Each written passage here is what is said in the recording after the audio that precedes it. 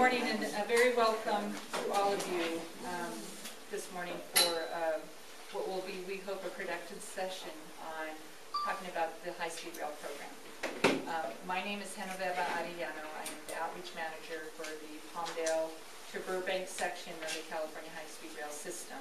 And I think many of you, I see a lot of familiar faces. Many of you are quite familiar with the program. Perhaps some of you may not have attended meetings. So what we'd like to do today is a different approach, or additional approach, to making sure that each of our community areas has the latest information on what is being proposed for this program, and also utilizes our community leaders in each of our community areas in a smaller setting so that we can have more of an exchange and a dialogue about what those alternatives are and surrounding questions about them. So if this is your first time, you are very welcome. To those of you who have been working shoulder to shoulder with us over the months and years, we thank you for your continued involvement and leadership on this program. The Acton, Agua Dulce area has historically been quite involved and informed with the program, which is what makes the program better. So we appreciate you doing your part to making sure that your community is represented and making sure the authority is in fact understanding what local issues are and doing the best that we can do to make it better. That really is the objective. But just a few things before we get into the full program. In fact, we have a light agenda. We want to actually use most of our time for dialogue and answering questions and making sure you know and see the latest information. So we have a short presentation to make sure that we're all on the same page, talk about a little bit about where we've been and where we are right now so that we're all current. And then we would like to hear from all of you in terms of the groups that you represent, your point of view, and that'll help us get into the dialogue about what we know to be the case in Acton and Agua Dulce and any issues that we need to talk about more specifically today. I would like to reiterate that we are focusing on the Palmdale to Burbank section, and then more specifically on the Acton Agua Dulce area. If you have any questions that pertain to outside, north of Palmdale or south of Burbank, we would like to hold those till either after the meeting, or we can you can write it down and we can address it outside of the meeting, but we really want to stay focused. This community area has been very vocal on a lot of topics as it relates to high-speed rail, and going all the way back as to why Prop 1A passed, how is it being funded, where is the technology coming, a lot of very important and good questions. That isn't the focus of today's meeting. Our project team, who you'll meet in just a moment, are the designers and planners and engineers behind Palmdale to Burbank, so that is their expertise. And we would like to maximize your comments about Palmdale to Burbank and, again, this community area, so that this team can fully understand and have the latest input locally to help them do the best job that they can do. So if you have any other what I'll call off-topic or high-level issues that may not be specifically their expertise, we'll still record them and see if there's a way for us to collect that information and get it back to you. How we're organized today, as I mentioned, we'll do a brief presentation.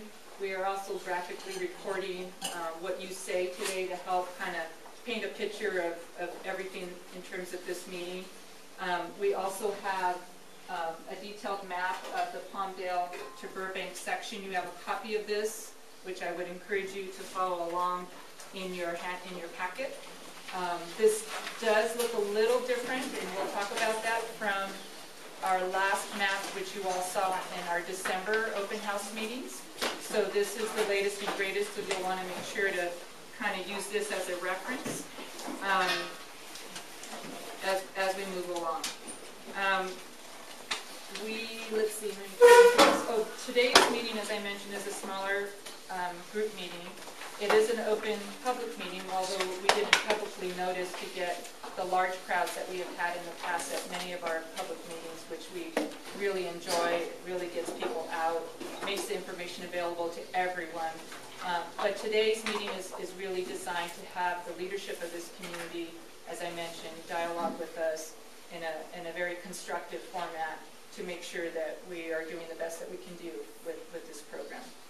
All right, what I'd like to do now is, one other thing I want to mention is, as I mentioned already, Acton has been very involved and informed. We've received hundreds, if not thousands, of comments through the system across the section, and a lot of those comments come from this community area. We pretty much know what the real issues are here, so you'll see that in our presentation. There shouldn't be anything new, but if there is something new that you haven't mentioned before, we welcome and encourage that input so that we can continue to refine what we know and understand to be the key community values of the Acton area. So just want to make sure we're not starting from a blank slate. We have a lot of understanding, and you've done a lot of work in helping us get to this point. So with that, what I'd like to do, it gives me my pleasure to introduce Michelle Bain, who is our Southern California Regional Director. She is the authority representative here in Southern California and is responsible for the program from Bakersfield all the way down to San Diego. Right now, Palmdale to Burbank is a priority section of her responsibilities, and she's been doing quite a bit of work throughout the area and talking to many of you and holding our meetings so that we can advance again our county. So what I'd like to do is introduce Michelle, and she'll walk us through, she'll introduce her team and then walk us through the presentation, and then we'll get on with our meeting. Thank you for spending your time this morning on a Saturday morning. We really appreciate all of the time that this community has donated basically to this project, to us figuring out basically the best possible way to bring this project to fruition. And so I'm going to go around the room basically and have each of my team members introduce themselves. So I'll start over there. I'm Elizabeth Rosenson. I'm on the outreach team for the Palmdale Burbank section. Valerie Martinez, part of the outreach team for Southern California. Rick Simon, regional engineer for this section of the high-speed train program. Carl Fielding on the environmental team for Southern California on high-speed rail. Juan Carlos Velasquez, and I'm the project manager for this section of Palmdale Burbank. And Esmeralda? Esmeralda Garcia, I'll be recording your comments today. Great, so this was the agenda. Genoveva talked about basically introductions, and she talked about the purpose of the working group.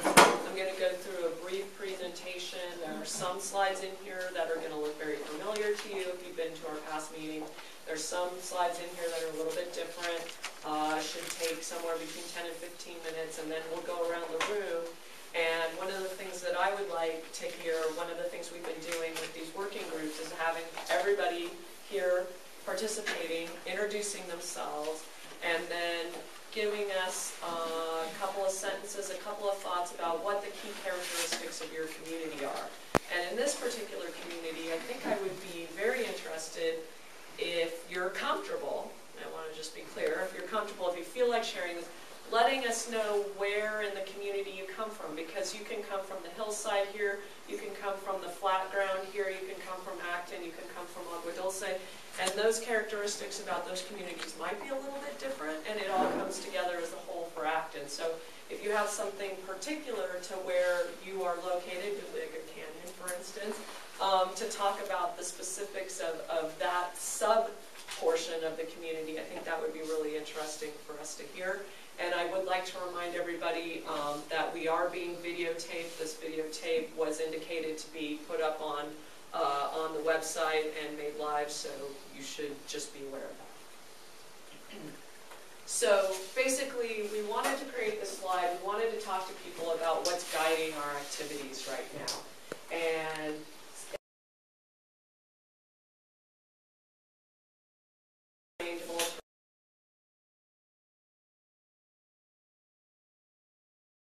as you're aware, it needs to be fast. It needs to be able to go from Southern California to Northern California in a certain amount of time. It needs to be safe. That is very, very critical. It needs to be cost effective for what we're doing.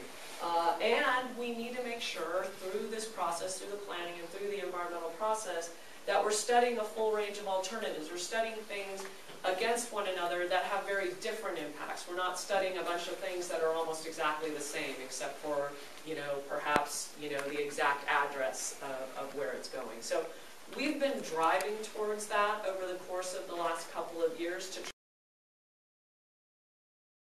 that we can study that present a full range of alternatives. We also have three things, and I kind of alluded to it in that first discussion, but we have three things that we're looking at. We're looking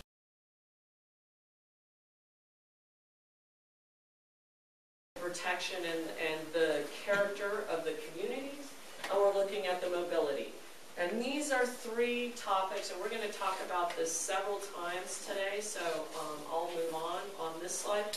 But these three things have to basically come together in order to get to the best possible project that we can build.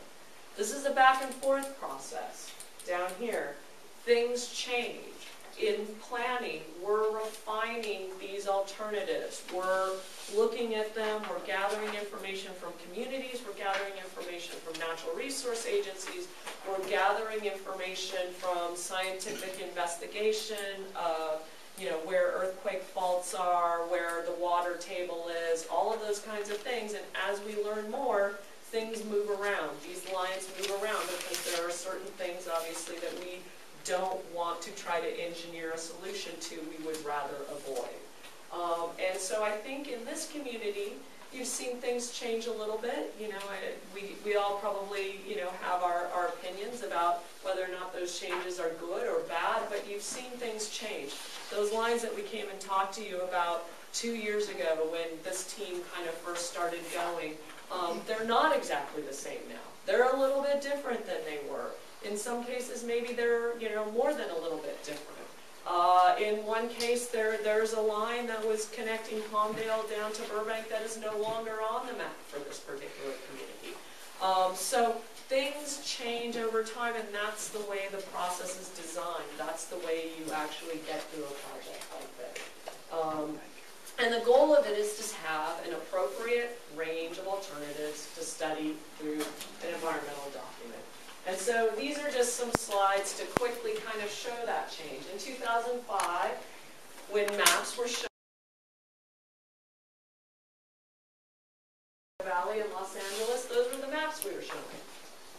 In 2014, the map looked like this. In the early 2014, the map looked like this. That's very different. In the summer of 2014, we released and we talked about maps like this. And then in the fall of 2014, we released and we talked about a map that looks like this. So now, today, we're talking about a map that looks like this. And so we're continuing to refine these routes.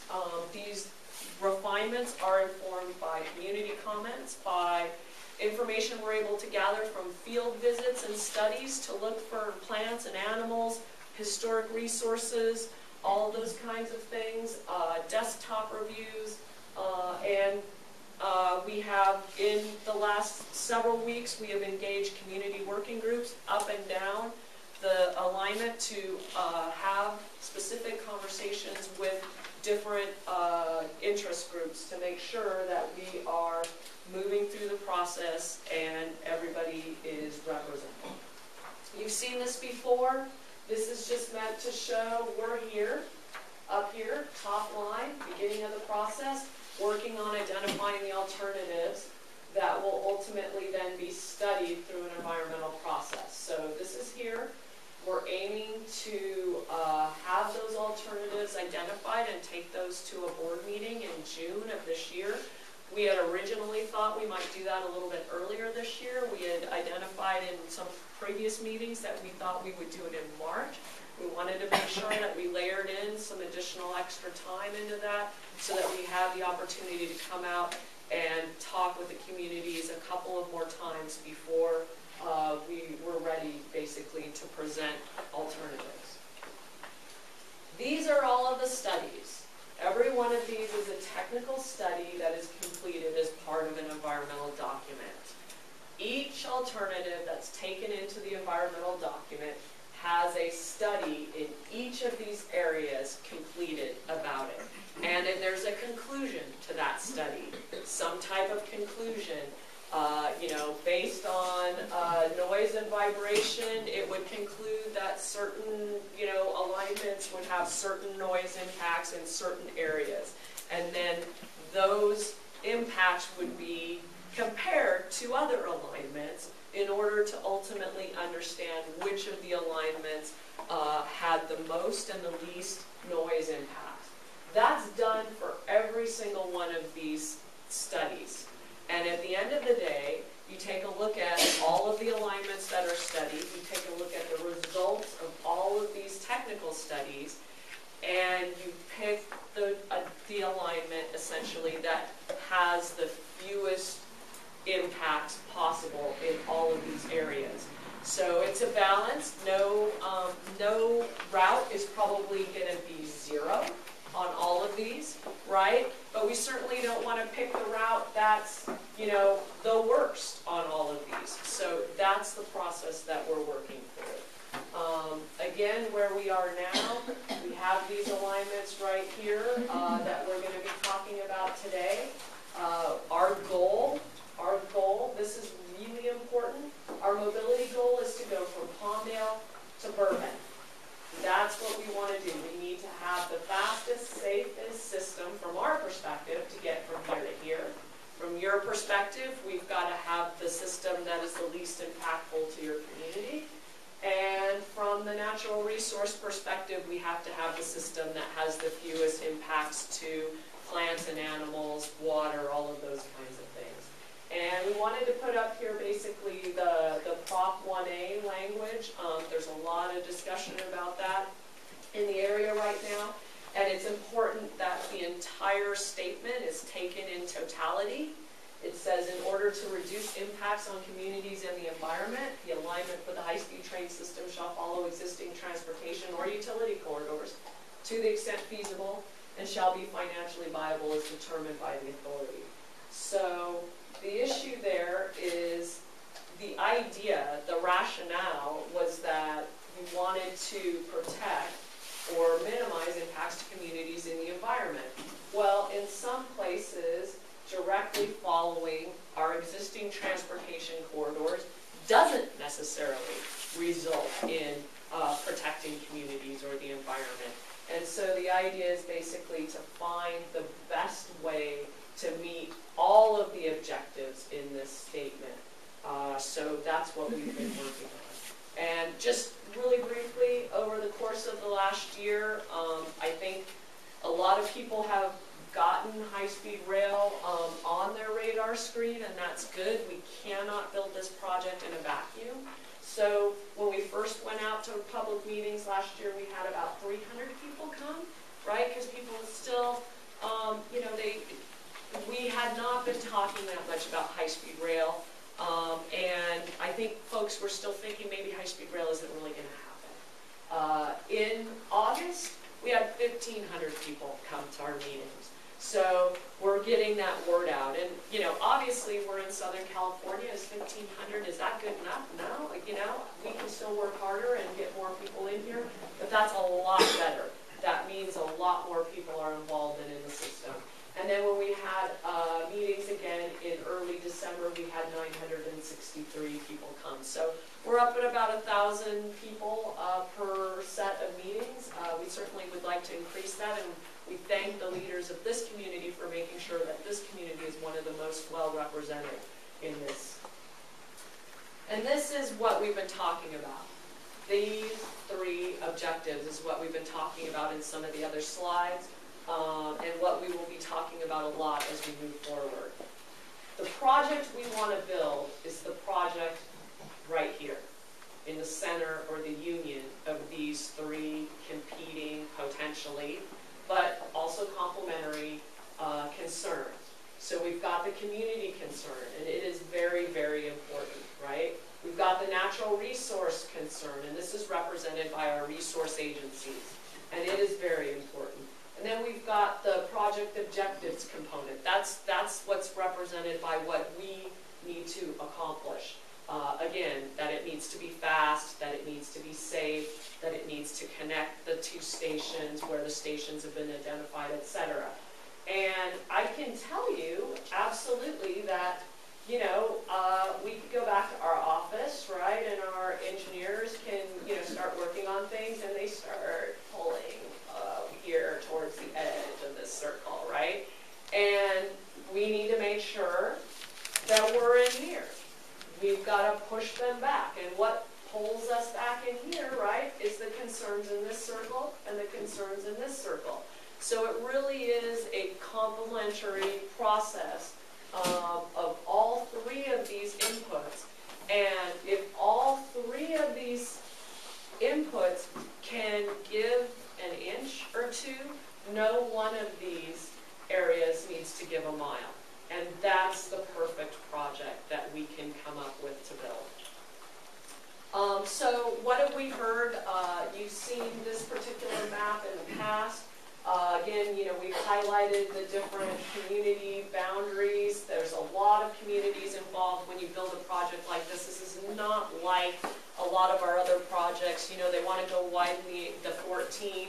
You know, they widen the 14 maybe just through Acton or just through Dulce, right? They're just impacting a single community. We've got all of these communities potentially, no matter how you do it, up and down this way or around here. And all of these communities have different concerns and different characteristics. And the nature of our project is if you move it 20 feet down here, it might result in moving it a mile up here. Based on the geometry that we're using. And again, you know, sometimes I kind of round up, but that's the issue. It's not that easy because you've got a lot of impacts here. So what we've heard, and this just should be no surprise to anybody, every community that we're passing through has a strong sense of what is important about their community, what they want to preserve, what they want to look like in the future. And sometimes it's different. You know, Burbank has a different idea about what they want to be, you know, than Acton does, of course. Palmdale has a very different, you know, perspective than Santa Clarita, and that's what you would expect. But that's something, you know, again, that we have to balance as we move through space and time. Universally, all the resource agencies, they want to protect all the plants, all the animals, all the water, all of those kinds of things. You would imagine that's their job to protect it, and that's important. It is important to preserve our resources in the state of California.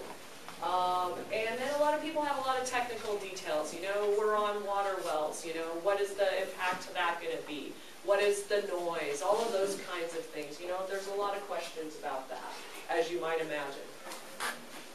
And so what we do is we collect all of those comments, all of those letters, you know, that are written to the authority. We collect them in a database, a searchable database, so that we can go through the database and we can, you know, find out, okay, well, you know, what is such and such community saying about wildlife, right? And we can see that in terms of commenting, we can see this Acton and Agua Dulce area. A number of the comments that came in were about wildlife. We can see that was the same in the Foothills community. It was the same in Palmdale. In the city of San Fernando, they didn't really comment on that. In Santa Clarita, they commented. Pacoima, they commented. And Silmar, they commented. So this is just kind of a representation, basically, of this. On this particular matrix, anything that's dark, these dark, almost black-looking areas, that was the top commented item for that particular community when we ran this particular report. The items highlighted in blue here, that was the range, that was a grouping of the second most frequently commented about issues. And the items shown in green then was the third tier of the most frequently commented issues. And this is by no means an exhaustive list of all of the things that were commented on. We just selected, you know, about 20 of them to make, so that we could show you basically how we're collecting this information. Moving forward in terms of next steps, between now and May, we are having this community working group meeting. We anticipate coming back with another community working group meeting, and then we anticipate having a public meeting in May going into our June board meeting, which we're currently working to schedule here in Los Angeles at the LA Metro boardroom. It looks like that's what we're looking at right now, but we will certainly keep you posted, because at that meeting we will be taking a recommendation to our board in terms of the alternatives that would be studied in an environmental document. And I want to be clear, just the alternatives studied in an environmental document. We are not taking to our board a recommendation on the one route that will be selected or built.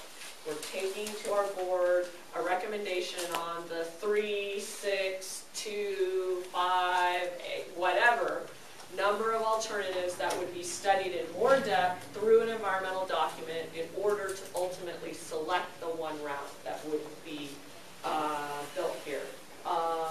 It would take about a year to do the draft environmental document, to do the draft of all of those studies, and then it would take about another year to do the final. And at this draft, that is where a legally mandated hearing is held in the public. We would certainly anticipate continuing public meeting and information as we're preparing that draft, but this is a very important milestone in the project. And so I'd like to draw your attention to that, and then of course the final environmental document as well.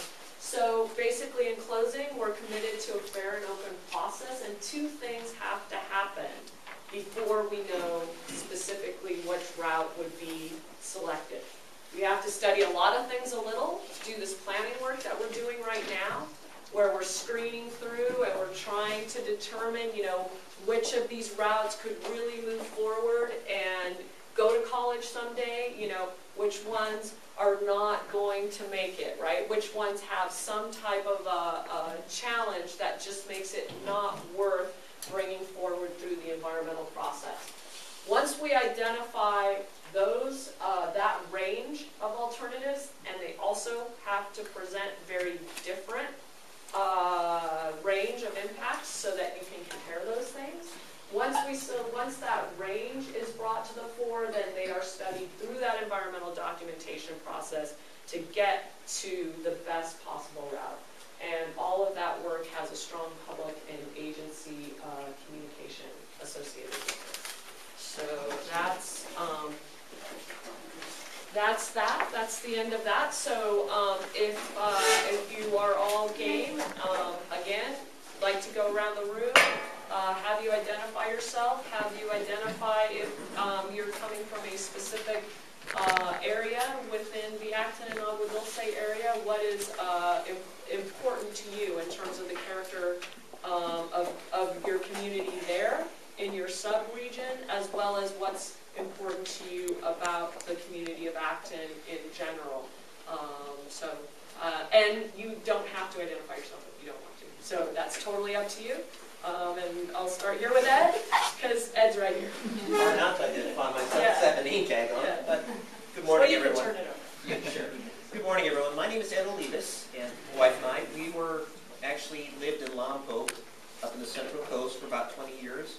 Due to a job transfer, we moved over here, and we really fell in love with this area. So we're just 1 year into our stay here in Acton.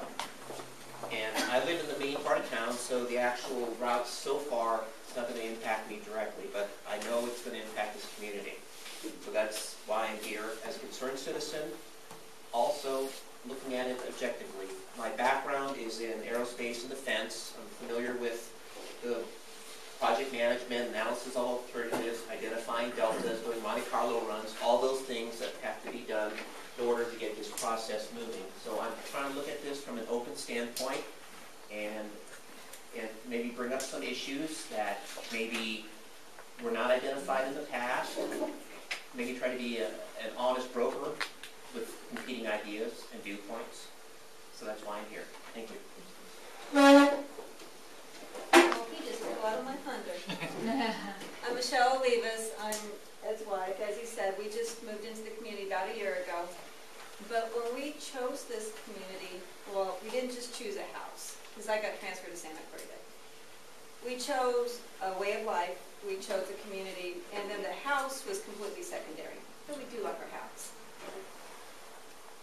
But when we chose this community, we chose it because it was an alternative to the urban lifestyle that is Southern California.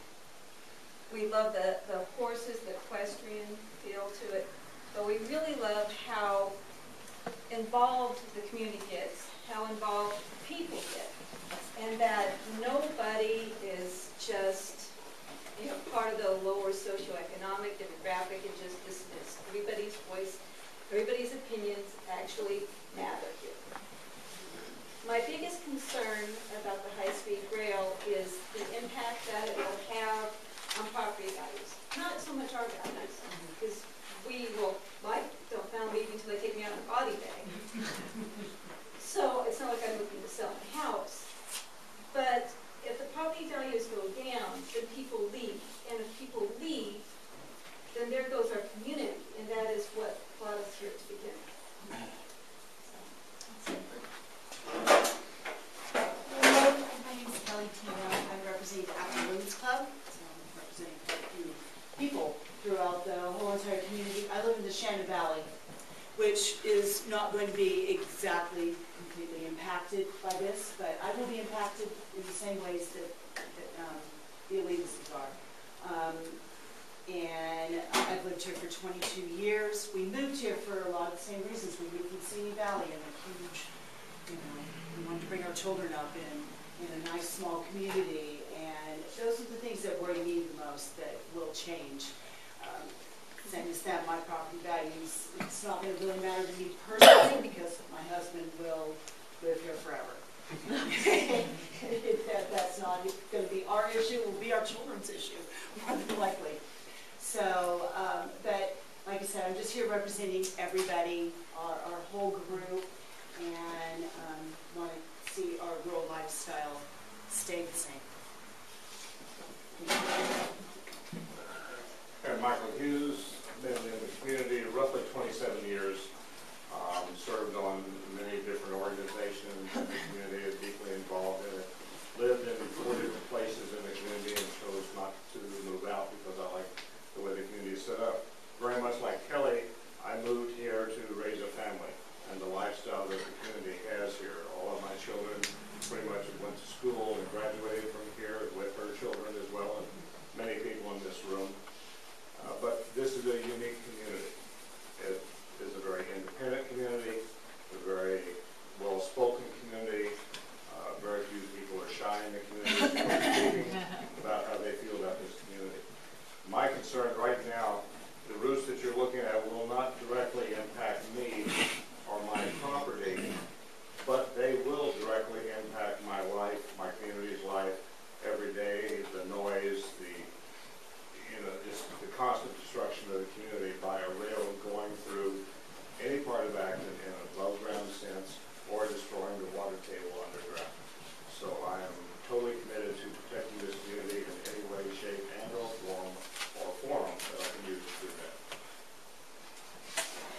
Hi, I'm Sandy Madsen, and I am a 25-year resident of this community. My husband and I moved here directly from LA. We both were from small towns, one in Utah and me in Iowa originally, and we wanted to get out of Los Angeles, to get away from that kind of environment.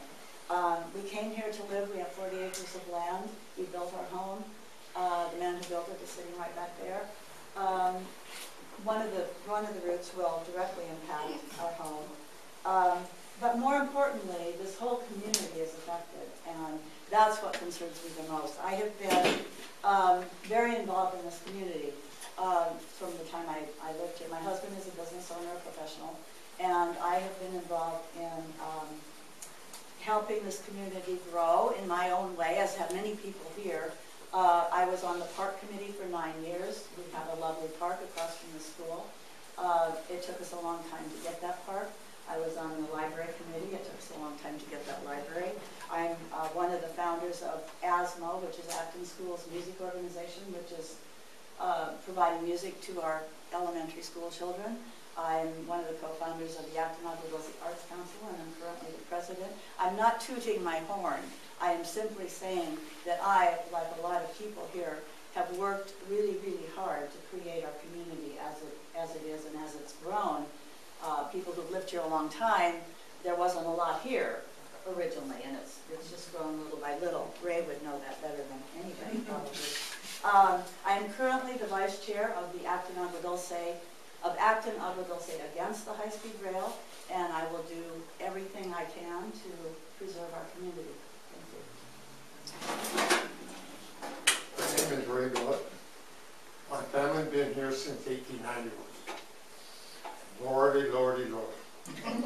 All I can tell you people, if you're going through this community, you gotta make damn sure you put it underground, because you will have nothing but problems.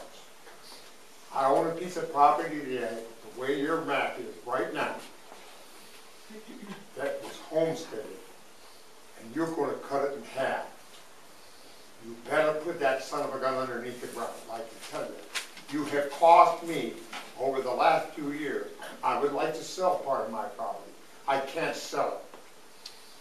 And I am sick and tired of coming to these meetings, because I came to the first meeting that this had in Palmdale.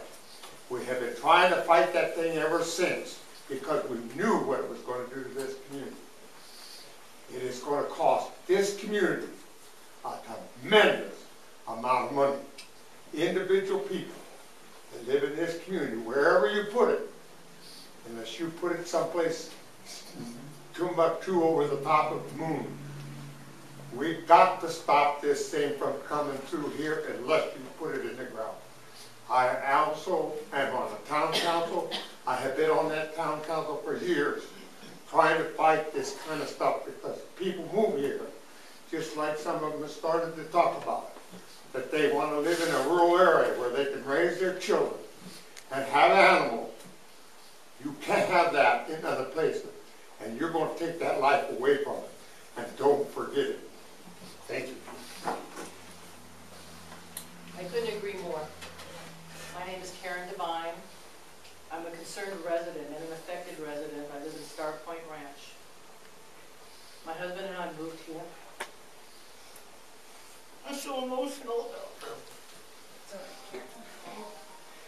I'm just so scared that Acton is going to be sacrificed for the greater good, which you people feel is the greater good and Acton does not feel is the greater good. I don't understand why you're not cutting down the 5. You say you want to be quick and short, yet you're taking the long route instead of the direct route. In countries that have bullet trains, they're flat and straight. That's how they get up to speed, and that's how they get places quickly. But no, you're going through mountains and making turns and making other turns and coming around. And I just don't understand why you're not going the direct route down the 5 and just leaving this whole area alone. There's too many people that are going to lose too much because of what you want to do to sacrifice us for the greater good, because we don't understand the big picture. That's what I have to say. Thank you. Good morning. You all know what my position is. I mean, pretty much, I'm Pam Walter. I live off of Heisey and Escondido Canyon Road. So I live on a mile of a dirt road. My well is at 900 feet. My house is 4 years old. My husband is a general contractor. We built that house and our son's house. They moved here from Toluca Lake down in North Hollywood to raise their children here. So we've got 2 brand new houses sitting on property. We each own 5 acres. We both have wells. Like I said, mine's at 900 feet, my son's well. The train is underneath us at that point. It's very close to, I live close to the Madsons. So it's very destructive to our very rural part of Acton. We are not on paved streets. We don't have water. We have propane. We chose this lifestyle for the quality and the quietness of what we wanted. We came from Santa Clarita. After our children were grown, we moved here so that we could have this lifestyle. wanted to retire here, this is going to be our last house, etc., etc. I'm also a member of the town council. I am the president of the Acton Aqua Dulce Brokers Association. I've been that for 25 years. I guess they don't want me to go away, I don't know. So we have seen significant drop in property values. We've also seen a significant drop in the people that are willing to come to Acton and Aqua Dulce. They're not very interested in buying here because of the huge impact that none of us know which route we're going to be affected with, and it doesn't matter which route goes through Acton, quite frankly, it's going to take away the whole community. It's too close to our high school, it's 1,000 feet from our high school, comes out under the ground. My son lives very close to the high school, comes out of the ground there, and it's 1,000 feet from the high school, as I recall. Could be a little different there. And then it travels down to go very close to our middle school. Again, huge issue. People don't want to live in a community that doesn't have proper schools. And we're just in the process of building our high school. So that's very disruptive. I think I've pretty much covered what I wanted to say. There's so many people here that are going to give you their emotional stories too. We want our community. That's why we're here. So we want to see some kind of change so that it doesn't affect us so much. I know some people say underground. Personally, I'd like it to go very far away from us. I understand what underground means, but we've got to fight for our community, and you can see we're pretty passionate about it. Sandy is the vice chair of our committee, and I am the chairperson. I've been the chairperson for a couple of years. So that's where we are. I respect what you guys are trying to do, but you have to help us. I'm going to put that back on you. Help us. Save our community. Thanks. My name is Dave Orlinson. I'm a resident and a business owner here now for about 30 years. This is affecting me both as a resident. One route is going to be fairly close to my home, and the other route, which is north of the freeway, is close to my business. 2 years ago, I purchased a property to move my business to a better location, and I so far spent about $1 million in getting this completed, and I'm right in the middle of it when this thing comes up, and so I'm kind of stuck until it's decided which route you people are going to choose. But anyway, I'm here like the rest of the Acton people. Just I don't like this thing. I wish it would go away. But I understand also that people have to be able to get from one place to another. But those are my concerns, and just hope we can work it all out. Thank you.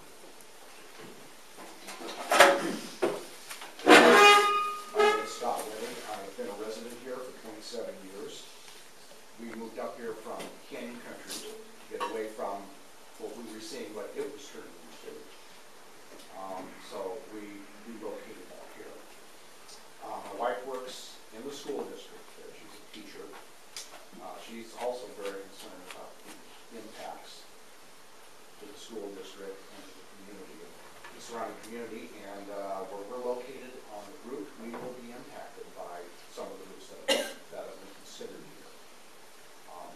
I'm more concerned in some ways about property values is important. I'm more concerned because I don't know where I stand if I decide to move out of the area or whether we don't move out of the area. I'm more concerned about the impact of having something running underneath my house, you know, for the amount of time and how many times a day, and how's that going to affect the building? And what resources do I have? Where can I turn to get this thing taken care of? Because, you know, if you're going under my property, you're making yourself responsible for any impacts on that. And it's the same for this community. We've been in this community, like I say, for 27 27 years. My wife and I have been members of the Lions Club here for the last 15. So we have a lot of community service that we've done here over the years. And I just hate to see all of that go away because of something that's going to come through and basically ruin this community. It's unique. It reminds me of where I grew up. I grew up in Tahunga in the days where, you walk outside every day, you see horses, walking down the street. This is a lifestyle that is disappearing. And this is just another nail in the coffin to basically kill that kind of lifestyle for people that want to have it unless they move out. Thank you. Hi, my name is George Andrews. I'm Chief of Staff for State Assemblyman Tom Lackey. Mr. Lackey was just elected this past November by voters overwhelmingly in this area. Our office, the reason why I'm here, usually I wouldn't come to one of these people, but the amount of community, I don't want to use the word anger, but just outcry in terms of this project, the way it's handled, and the communication. But I'm a PR person also.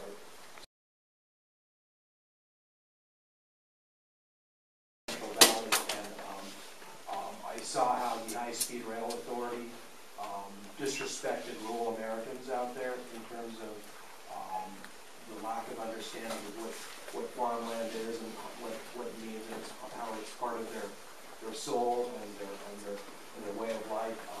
I want to make sure that our office can help facilitate problems and help be a in-between in terms of helping do that. And I'm not going to go into our opinions on Prop 1A and the funding issues and yada yada. We can be here all day long talking about that. I respect what you're doing here, so we won't go into that.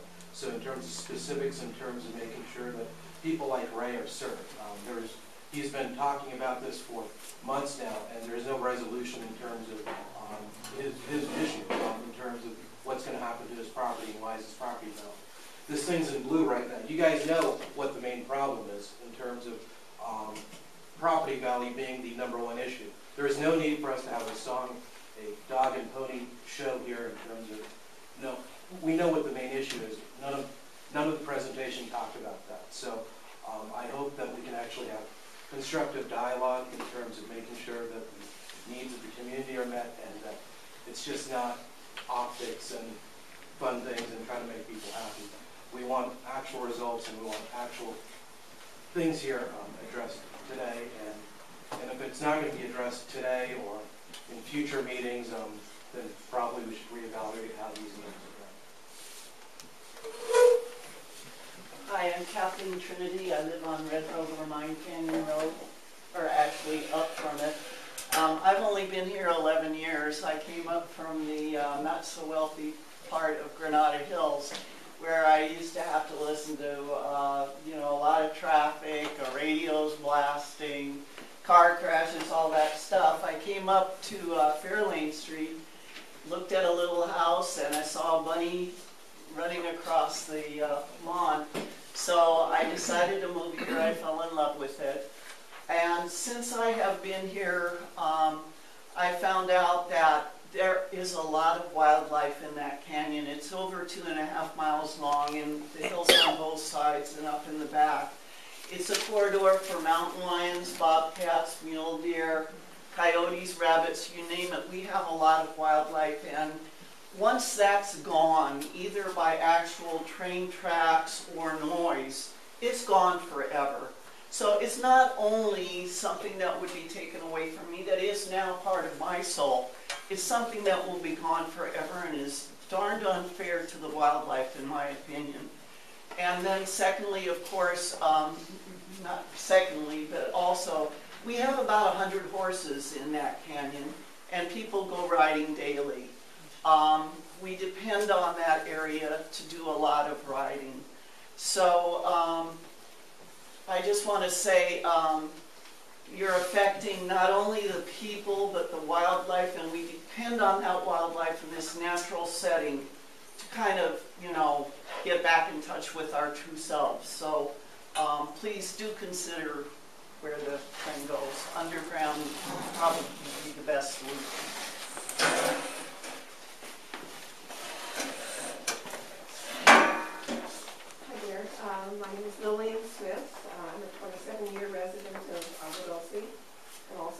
publisher for the last 25 years of the Acton Country Journal, one of the main newspapers here.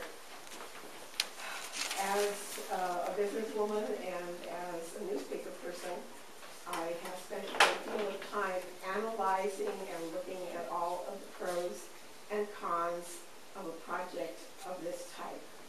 We have been told many times about the public good. Quite frankly, when you balance out all of the pros and cons, the public good does not look very good.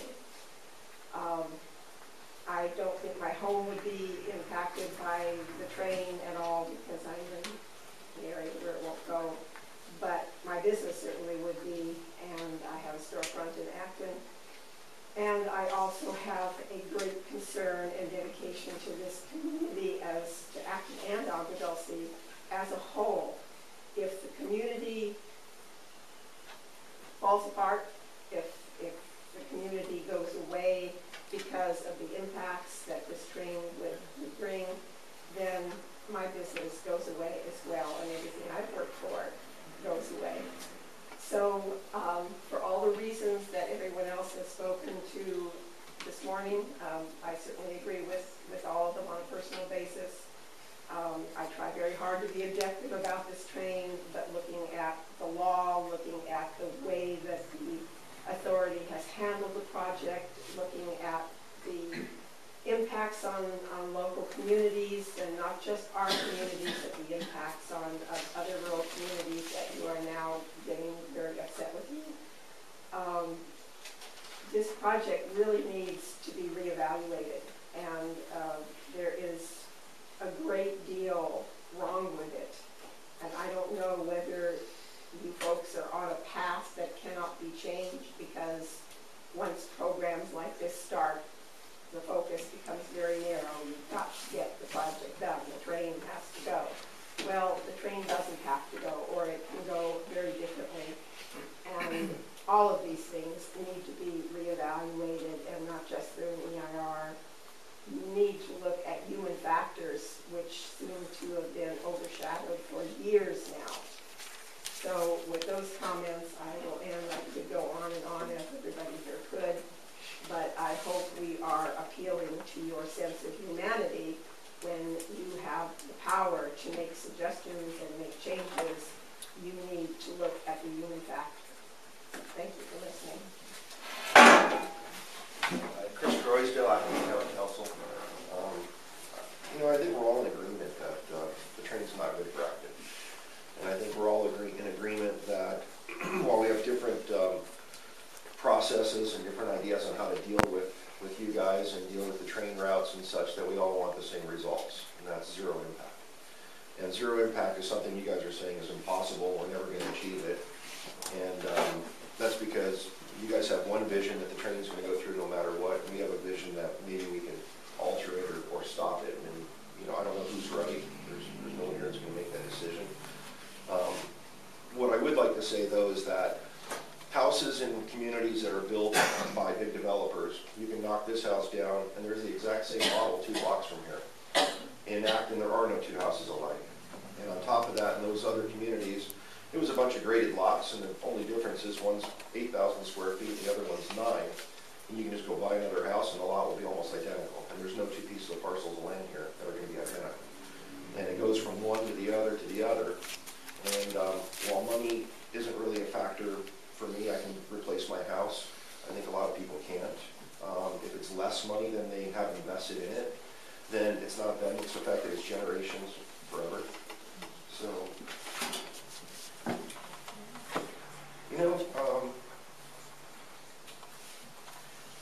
think that's going to be about it for now, because the bottom line is you guys are, how we used to say it when I've been married twice, so us as guys, we would say, do what you want first and beg for forgiveness later. And it seems you guys might be on the same path, particularly when Michelle, I appreciate your presentation up there, and where you said, now read this in its entirety about where it said stick to main corridors. And I understand you guys have higher ups, there's people, the direction and such, but to me that's a direct, I'm a black and white kind of guy. I'm not really into the gray area. I don't pull punches. So, there's violations of the prof, and you guys are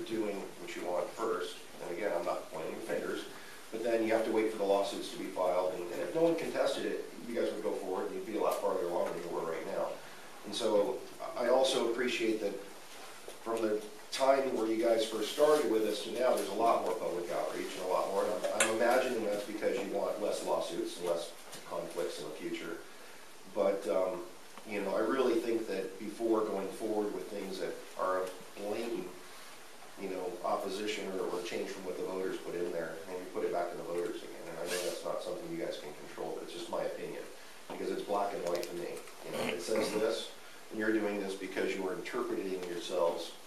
And, you know, if everyone interpreted the law, murder would be done a lot more often. Like, hey, the purpose was to stop these people from doing it, so I stopped them. So that's just my opinion, but, you know, I agree with everyone here. The communities are not going to be replaced. And land can't be replaced, and these homes can't be replaced. And as a quick example for me, my last divorce, I have a child with, I can't move more than 25 miles from my ex-wife's home. So for me, I'm at 25.7 miles, and my agreement right now is that I have to deliver my child back and forth. I do all the traffic. So where I'm at, I couldn't even move to the town of Acton. I'm on the outskirts. I'm in Ravina, which is still Acton. But I couldn't even come to the grocery store. And there's going to be issues where you just can't replace it. And everything south of me is going to be 2 to 3 times more expensive. And you guys are going to be doing comps in the area of all the lower valued houses. So, you know, maybe if you would have set the basis a little higher and say, hey, this is our starting point. Now house prices are dropping. So, I mean, by the time this is all said and done, houses could be down 30–40% out here. And your appraiser is going to come in, and that's what they're going to appraise on. Anyways, I've said enough. Thank you. Hi, I'm Catherine Tucker. I've been in Acton for 12 years, and I'm on the Acton Town Council. I've been on the Town Council for 7 years. And we've been fighting all kinds of issues. We love our area. All 3 routes are going to have horrible impacts. I live on the Angeles Forest side of town, near Juniper Ridge. So I see that you have a proposed viaduct coming over, or a 30-foot berm, or whatever it is. We all live outdoors. We're all equestrian. A lot of us are equestrian people on the east side of Acton. We have horses. We have, my neighbor has 40 acres. She teaches herding training. People from the city come out to enjoy our area. I have another neighbor who has a huge arena. He's a professional rainer, and that's what he does on the side. He's also a professional in the insurance industry. But we all enjoy the outdoors. We've moved from the city to be here. And to develop our properties, it's very expensive. Corrals, wells, whatever we've done. You can't replace all that stuff. You know, when they appraise your house, that isn't appraised.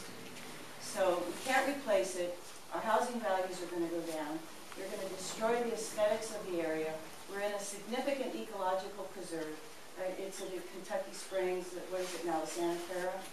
So, I mean, it seems like none of this means anything to high-speed rail. When I see that we've been meeting since December, since July, and this above-ground route is still proposed coming out at Soledad Pass, where there's people with, you know, workshops and homes. They make their living on their properties, and you're going to destroy them, destroy the area. I'm looking for we need you guys to work with us. When we're telling you you're going to ruin the area, we mean you're going to ruin the area. And we can't replace what we have. Not everybody's like Chris, who has, you know, other properties. So we're asking for you to work with us. Please.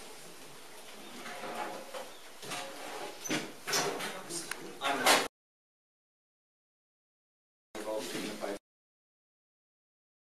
as an individual member, not necessarily representing a particular position taken by the district.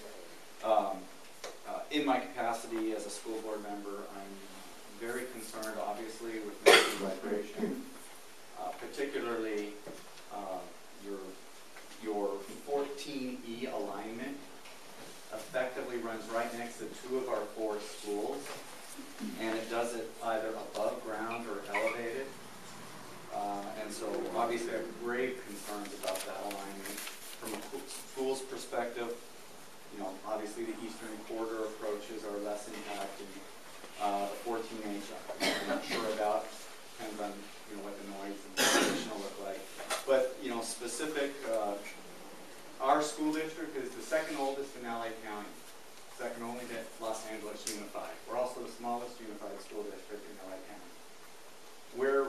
representative of everything you're hearing in the room. I mean, it just kind of goes to the historic nature of the community and its uniqueness. What you do to the schools will impact everything else. It's a large, large amplifier. So housing prices in a particular area might get hurt by one alignment, but if you take out the schools, the whole community will really feel. So I would like to say specifically to 14E, it's horrible in that it wedges two of our 4 schools between the tracks and the freeway. And effectively what you'll be doing is turning that into an industrial zone. Schools don't work well in industrial zones. So albeit our schools are adjacent to the freeway, there's also often across California residential areas adjacent to the freeway. That can work. But the minute you sandwich it in between the tracks, you're turning it into an industrial zone, and that won't. Also, when you're doing your analyses on noise, you know this, the freeway, I'm an engineer also, the freeway's white noise, and because of our traffic patterns around here, it peaks outside school hours, because everyone commutes far. This will be peaking noise, may not even be light, so it's very important. Anyway, so as a member, you can believe that we will be paying close attention and are paying close attention. And when the analyses come out, if we have to do our own analyses, I wouldn't hesitate to support that. But that's a big problem. Thank you. Hello, I'm Jacqueline Eyre. I'm on the Acton Town Council. I'm also an engineer, a mechanical engineer, and I do process and system optimization, regulatory compliance, and environmental consulting on a daily basis. I can't possibly add to the eloquence of fire, and I'm going to point out to you some of the things that I'm concerned about. Because quite frankly, no matter which route you pick of the ones that you've established for this community, it's going to destroy the community, no matter which one. Well, I'm opposed to all of them.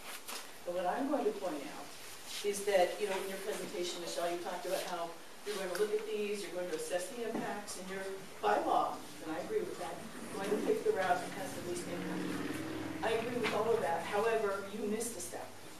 Before you even look at the environmental impacts of these routes, you need to, by law, CEQA and NEPA, establish a route that, if it's feasible, that will not impact this community at all. You have to first establish no and low impact routes, not just throw routes down and determine the impact of those routes, all right? Now, this community has made it very clear to you since April. We want an underground alignment option for both corridors that does not affect routes. And I have seen, I've looked at your most recent, I don't know if you call it the East Corridor route or the South Corridor route, the Angeles Forest route, whatever you want to call it. And I could see very clearly it has been designed specifically to stay below ground right at the border of the National Forest. I don't know why that was done. Perhaps it's because of the Aliso Orozco Special Interest Area that was called out in the National Monument Proclamation. I don't know. But that tells me that your staff is capable of making that alignment be underground on private lands and not just on public lands. The same is true with the other 2 alignments. There is nothing in anything you've ever presented or I've ever seen in the discussions with your wonderful engineers, and they are wonderful, that tells me you cannot make those routes underground, no matter what corridor. This community needs to be protected from this train for all the reasons you've heard. And it's possible, it's engineeringly possible, it's feasibly possible, it's not going to break the bank either, so it would not be something you can reject out of hand legally under CEQA, because you would have to present mounds of evidence that it's economically infeasible and would fiscally break your project to make it underground in this community. You've done it for the Forest Service very clearly, and we can all see that from your map. You need to do it for this community, and you need to avoid roads. That's all I have to say. Thank you. And this community has made it very clear that that's what we want, and we've never seen it.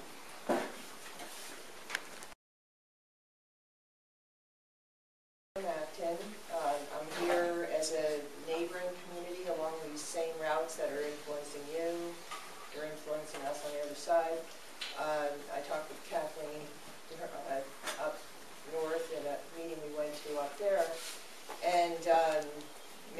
plans. And what I'd like to do, I have about 10 copies of the routes that I endorse that go through the hills and affect both of our communities.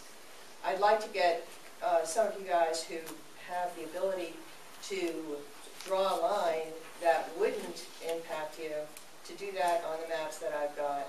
The one that I have, the key thing is it goes over sooner, more southerly, to avoid the watershed. And I think in doing that, it also avoids the canyon that you're talking about that affects you so deeply.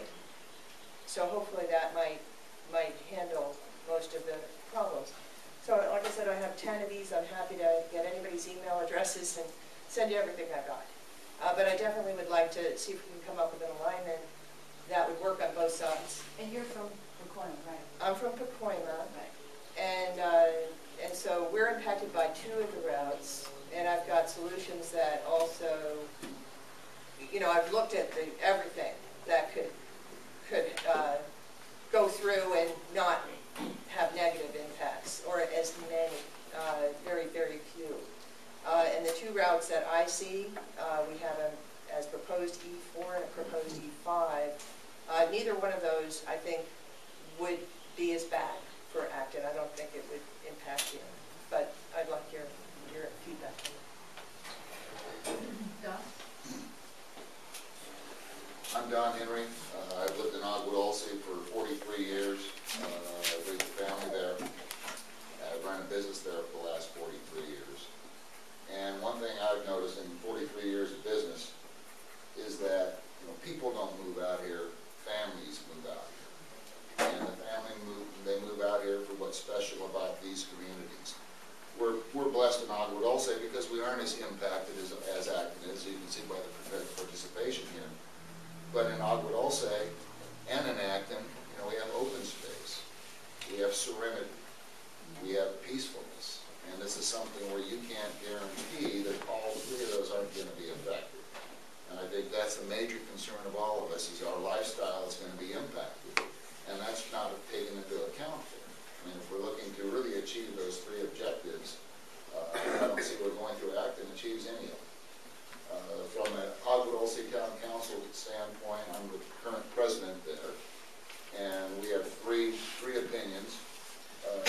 First opinion is we're opposed to the California high-speed rail, period. Second is we're vehemently opposed to the SR 14 route, and we're just less vehemently opposed to the underground route. So that's our opinion from Ogwood-Alsea. Is there anyone else here who would like to introduce themselves in the back of the room?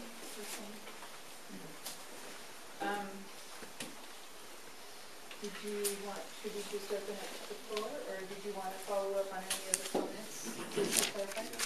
Yeah, is there anybody who wanted to introduce themselves at the back of the room? Okay. Yeah. So why don't you bring up the profile first? Yeah. Okay. So we do have a couple of exhibits, and we'll run through those. So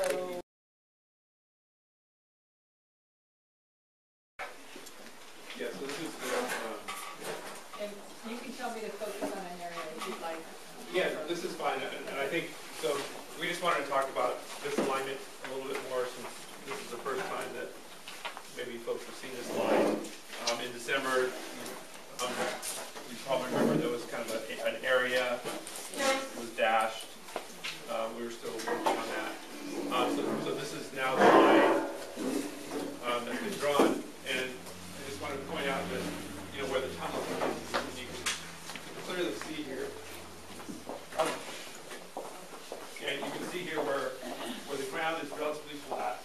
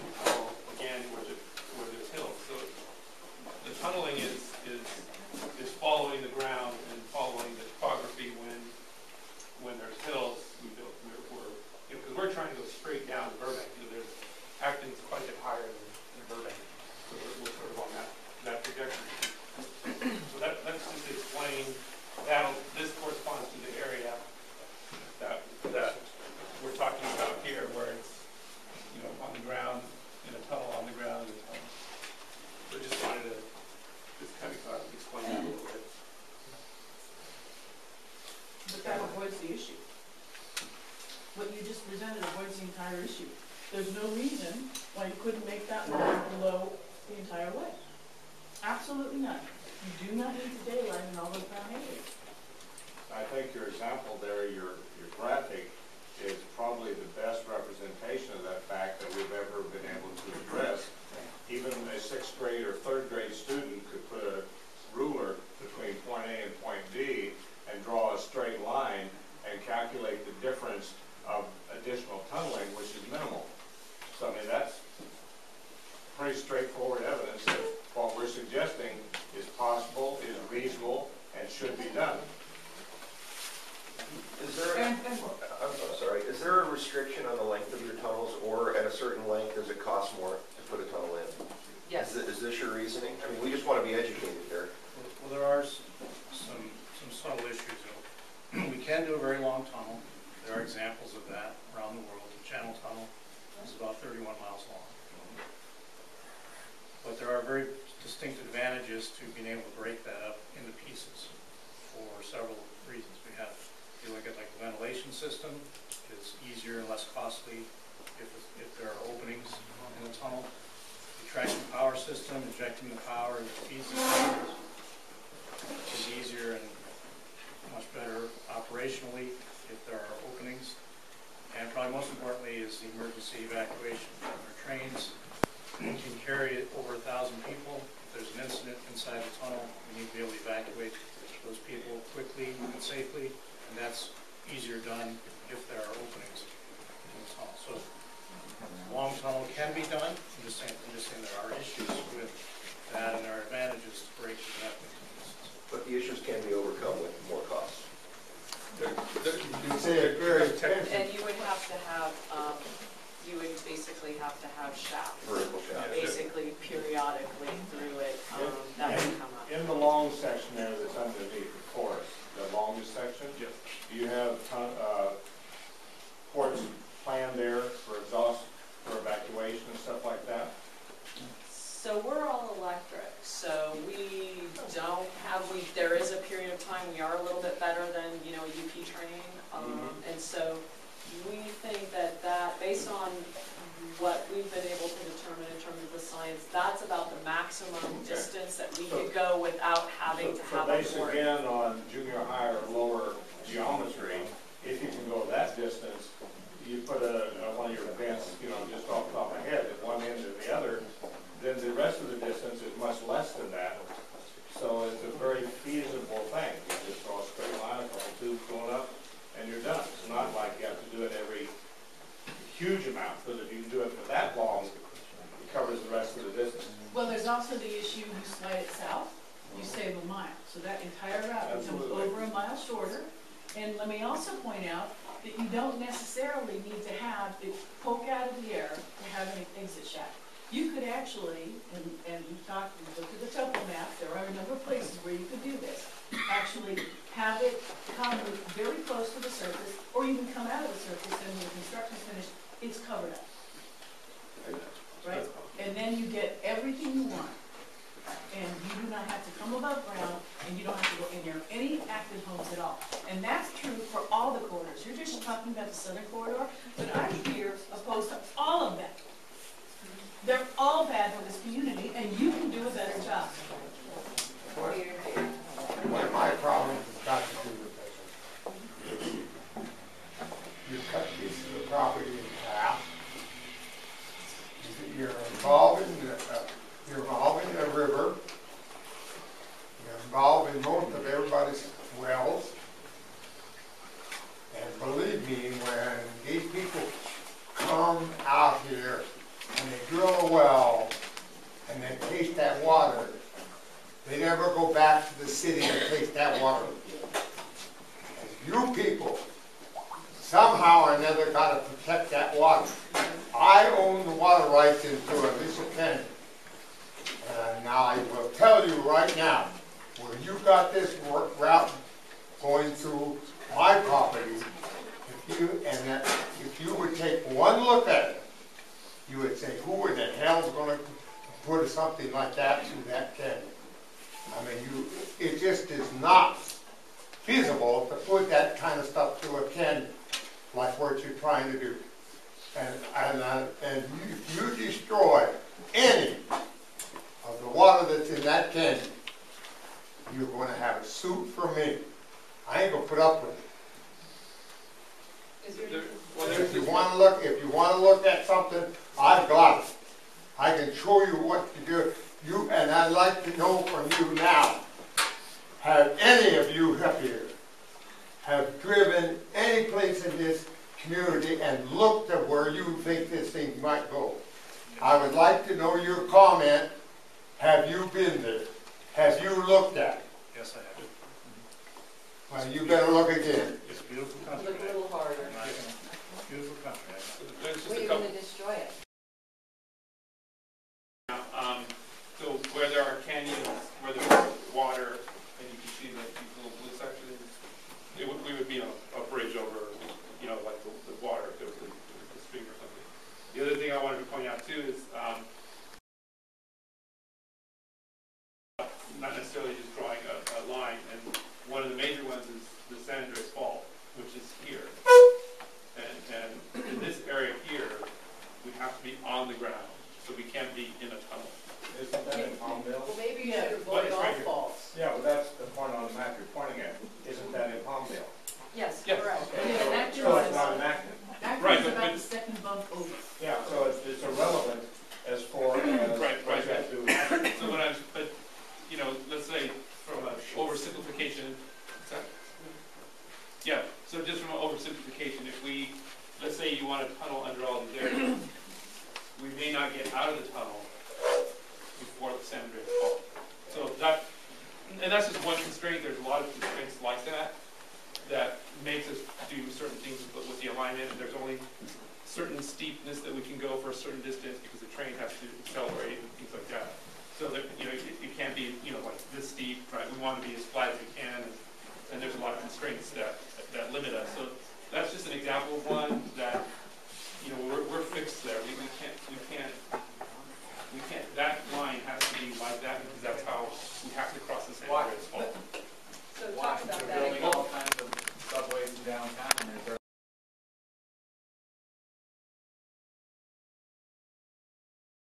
Across here. The difference is those faults move, in an event, will move maybe a foot. The fault here will move like up to 30 feet. So there's a huge difference in those faults than the San Andreas Fault. But Juan Carlos, I can pull out my protractor and go from San Andreas Fault down to Burbank and not break 2.5% or even 2.3% and not go above ground in that. I can do that. And I think you can too. Yeah, Because I'm not as smart as you are. and there's a lot of other technical considerations that Rick mentioned about length of tunnel, where we can get power. But you can do access hatches. And they can even be 50 feet down, and then cover them back up again. And it's basically what you do when you do channels, you just cover the channel up. One stupid question. What are you gonna do when the San Andreas Fault shifts through? Well, that's why we want to be on the ground, so that, right, we just right on, and then we'll realign the track after the event. And we can do that right on the ground. But for the tunnel, right, if the tunnel moves 30 feet, that's a huge. in the event something moves 30 feet, you make a new tunnel connecting the other two ends of it. Just like if the track split, you make a new track connecting the other two ends of it. But you had it right. The other question, that you bring up, there's three items that I see: easier, less expensive, and emergency. Well, easier goes into less expensive, as I see it. Really, there's two. An expense issue and a safety issue. Can a 20-foot tunnel be more dangerous than or 20-mile long tunnel be more of a danger than, say, a 16-mile tunnel? I mean, so is that much difference where the emergency standpoint or the safety issue would be an issue to even consider? It's an incremental.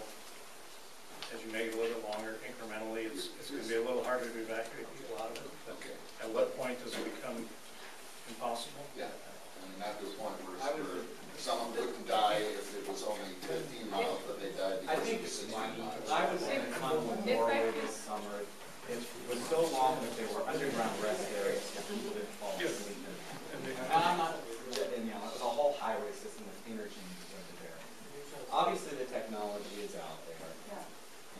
put this thing, Okay. if you chose to do so. If I could facilitate a little bit, I want to be fair, if there's folks, I think you had your hand up, and if anybody would like to speak, if you could just do it that way so we can just make sure we move around the room, and everyone gets. But he made a really good point. Yes, yes, This is a understood. key And I point think, here. It can be done.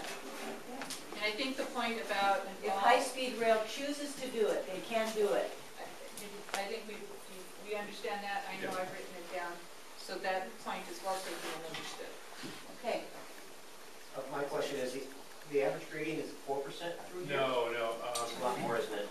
No. It's a lot less? Yeah. So what is your grading threshold that you can feasibly, your kind of wiggle room on this? This grading here is about 2.5%, which is, we would prefer to be flat. It's perfectly flat. There's limitations, like for example, we can be at 1% for a certain distance, at 2% for a certain distance. But 2.5 is really as much as we want to go. There are certain exceptions to that, but it has to do with the speed. Right, and that's another thing so there's too. Is there a particular trade-off percentage-wise versus a speed factor that we deal with? As we get steeper, we start. Yeah, you start slow. Speed. Obviously, on the opposite way, you gain more speed, obviously. Right. And it requires more energy to operate. Right. So the going back to problem 1A with the speed, and that's something you also have to factor in here, busting your speed threshold as well. Correct.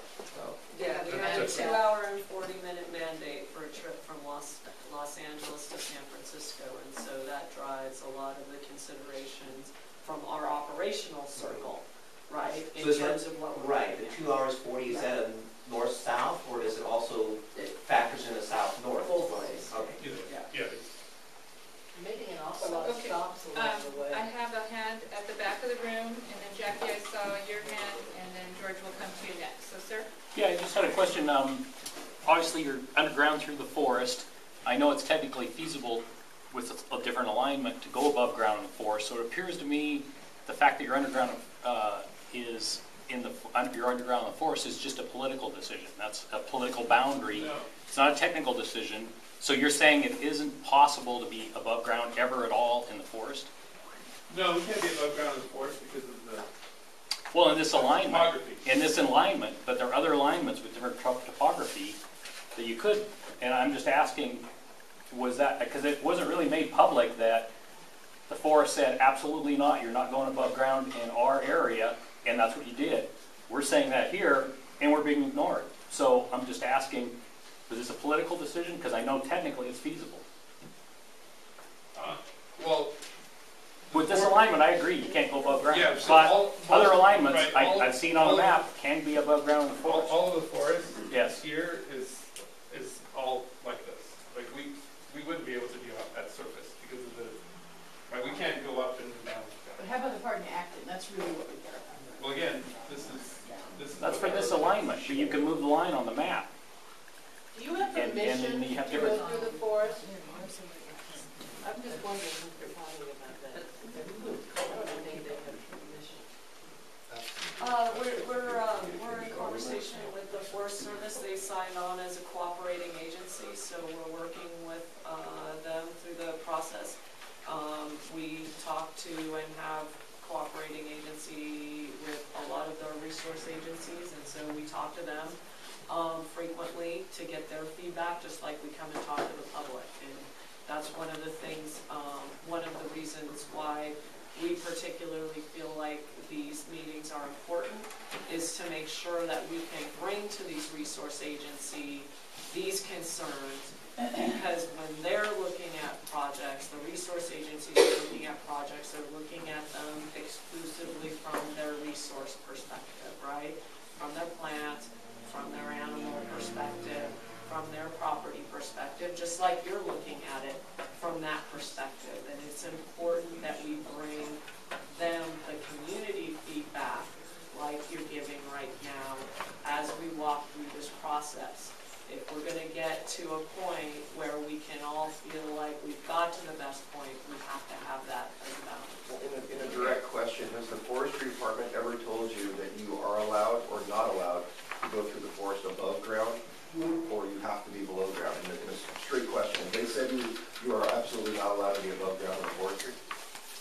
communications or paperwork or correspondences or on the phone? I think we are just walking through a process to determine how we go, you know, just like we're talking to you about your properties, we're talking to them about their properties. So they've never told you? So they haven't, we're not at a point in the process where they would say that, right? Like we're developing alternatives and they, you know, say, you know, okay, we're developing an alternative, this is our process, let's talk about it, let's analyze what's there. Well, and this is, just to Michelle's point, I just want to, you know, these are the lines that and we've showed these lines to the Forest Service, and they're aware of it. And this line, this section here, is above ground, at least for this alternative. And the reason that is because that profile looks like this, where this canyon goes all the way down like that. So we and we have that. We can maybe show that. E1. And to directly answer that. So, and then this, I'm sorry, did you? Okay. So the Forest Service has not precluded study of high-speed rail through these areas. And that's where we're at in Michelle's comments regarding the process. So in terms of studying and evaluating if a line could be routed somewhere, nothing in either the Forest Service language currently or the new monument proclamation or the interim guidance on managing that proclamation until they have the full plan in place precludes study. Now that does not relate to decision making on project approval, which would be a step after the studies are conducted, and we are starting to think about high level if, again, a route through the Forest Service ends up becoming one of the preferred lines, what that approval process might need to look like. But at this point, where we're at the alternatives analysis stage, the Forest Service has not precluded us from studying a line through their boundary. So we'll do this and then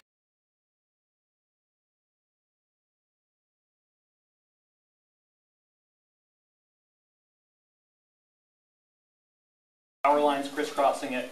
There's a bunch of in-holdings. There's a bunch of roads. It's not a wilderness in a lot of places, yet we're totally protecting it with at least this alignment. Yet you've heard all the reasons in Acton. If you go above grade here, all the impacts that happen. So it looks like you're throwing us under the bus and saving the forest. And you know, it seems to be need to be more of a balance. Well, that's fine. And this alternative, again, is this one, this E1 here, and you can see this looks a little bit different. The ground here it starts to flatten out here, and this green again is in the forest. So that's why it's pretty much the same line, but now we're on the ground through this section of the forest because it drops down to Wilson-Hunter Canyon area. And so again, our engineering sort of, you know, just part of what directs where we daylight the ground, the topography, and what happens there. So this is an alternative that we're considering. And you're saying E1 goes on the ground? Yeah. Yes, E1, this section here. And again, you know, unlike this, right, it doesn't do that. It's flat here. And so we're not proposing a tunnel in this section. And just to be mindful of the time, I think we're just after 11 o'clock and we're trying to wrap up by 11:30. So let's make sure if any comments haven't been said that we come forward with those. Well, I was going to say two things, but now I'm going to say three things. Specifically, you know, in engineering there are no coincidences in design uses. Because if there are, then you haven't designed it properly. So, oh, look how that worked out nicely. I'm looking at these boundaries, and you have the line precisely going below ground at precisely the Forest Service boundary in two places. And I'll point out Cave Canyon's not in the National Monument. So the restrictions on that are much less than the restrictions in the areas in Acton, which are in the Resource Runway Special Interest Area, and I'm sure you're aware of that. So, I don't think you can convince anyone here that it's purely topography that's driving these decisions, because you can adjust the height of that line. And when I see a map that precisely has the line going underground at exactly the forest boundary, then that is not happenstance, that is design. So I'm going to point that out because I agree with what this gentleman said. The second point is, with respect to emergency access and egress, the answer does not have to be a vertical shaft. That's one nice thing about living in a mountain range. You could have a rent. So you could actually have it penetrate the open air, daylight, whatever term you want to use, on a 1,000-foot ramp and not have to be a vertical shaft. okay? So it doesn't matter if the whole route is underground, even 300 feet underground or whatever height underground is going to be. You can have a vertical shaft going off to the side, and that's going to be your shortest path.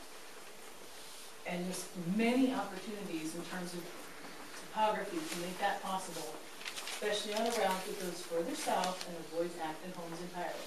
And we all know that that's possible to do as well. The third thing is, I can't read my own writing. Oh, this community has said, I think since April, with the red dot map, keep it underground in Acton. So I just have a question. I don't understand the point of these meetings, really, when we keep coming back and saying the same thing, and it's never reflected in what you present to this community. It's never reflected. And I don't understand, especially when you can contrive it specifically to make it go underground at the Forest Service boundary, then you can contrive it specifically to keep it below ground in Acton. I don't understand what more we can say to you. You know, I don't know. I agree. George, I believe you were next. Did she get that point? We're very frustrated. We keep saying the same thing. We haven't changed our message, as far as I know. Have we? Has anyone changed the message? Yeah. Well, it's still coming. It's definitely, this area of process, definitely referred to what you've said all It's not, along. And we keep saying the same thing. And part of, We'll keep going, but it's not heard. part of the reason why I'm here is I want some sort of resolution. So, and we're not here for a dog and pony show.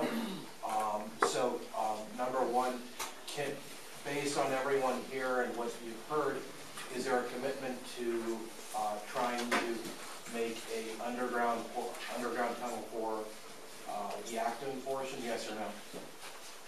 The next time you do a meeting here. On both corridors. Both, yes, correct. Yes or no? Silence. Okay. I get the position you're in. Like I get you're here. You're here to try to make everyone nice. Everyone stand up and vent their anger. And it's tactical. I get that. So, but the silence is Well, one of the things that we have tried never to do is overpromise. We've heard that before, though. And so we have legitimate, I mean, this is a big project. This is a difficult project, and we have changed things. We have changed some things over the course of time. Some things have gotten more tunnel. They're not all in tunnel yet, but there has been more tunnel. There has been adjustments to the routes coming through here.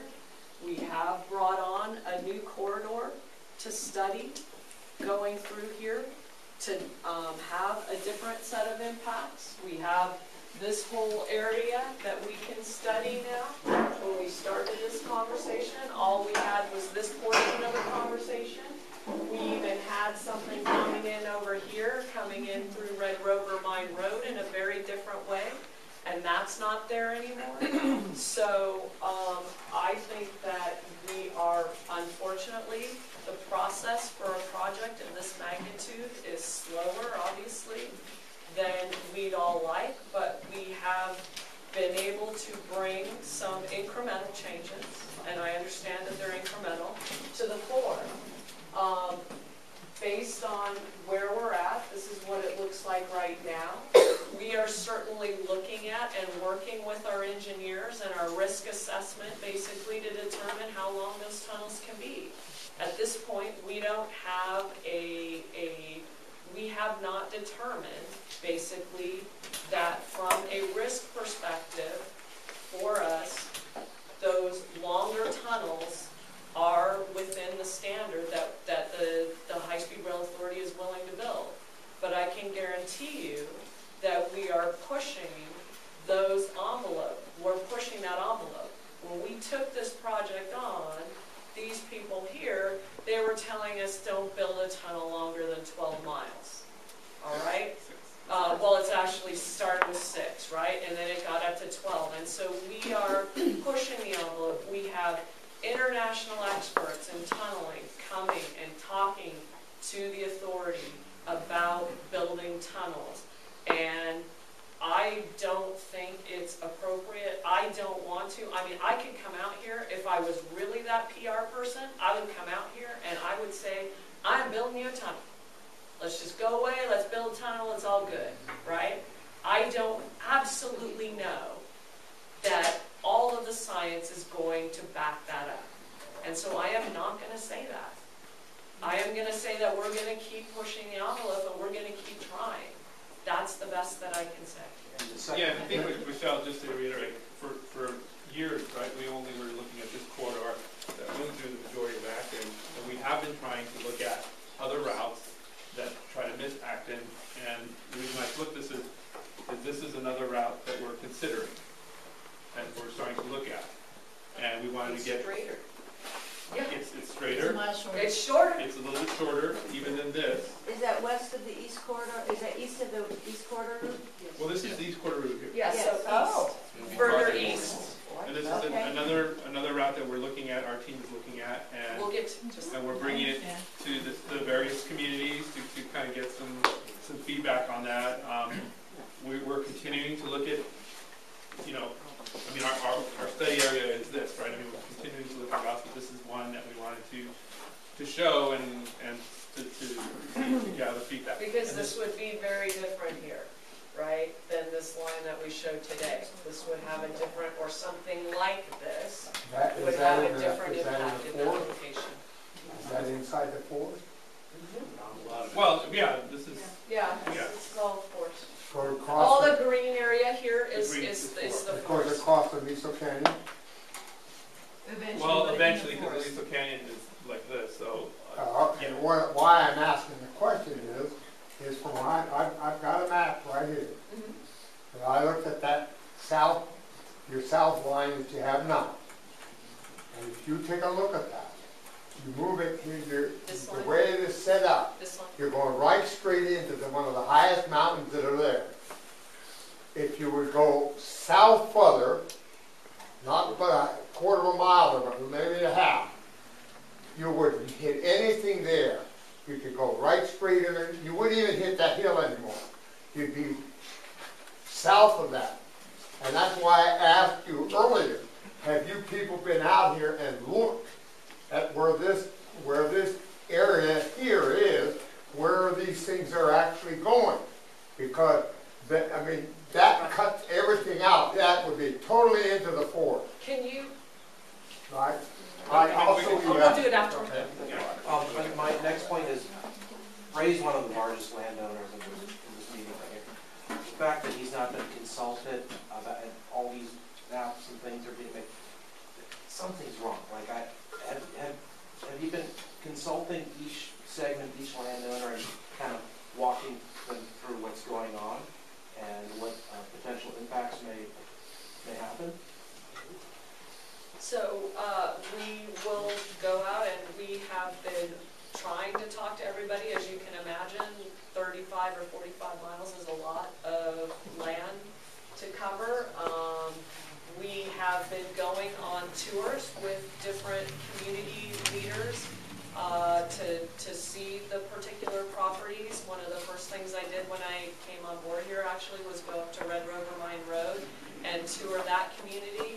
I think we have an interest in doing some tours, some locations after this particular meeting to take a look at some things, and we would be happy to have you take us to show us what you know. You just make an appointment with me, and I'll make Yeah.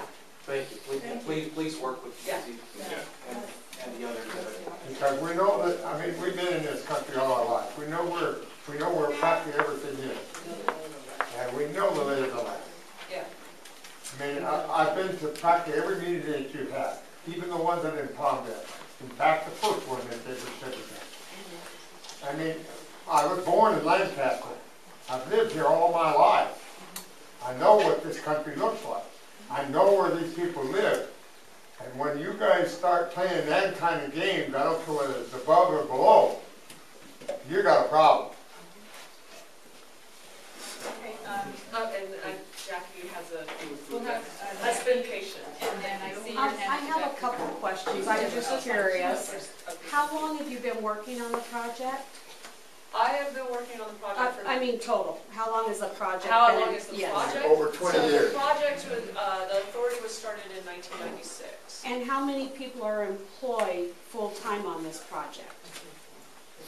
I would have to get you that number. From the authority standpoint, we have about 150 total people. Most of our activities were not Caltrans. We're not a large agency. Most of our activities are being done by the private sector, by private consulting contracts. And so we can get you, you know, some estimates specifically. Okay, thank you. Okay, Jack. A couple things. I'd like at some point within the next week or so, if you can email me the links of all your tunnel segments on all your routes that you're looking at, I would really appreciate that. The other thing I want to point out is that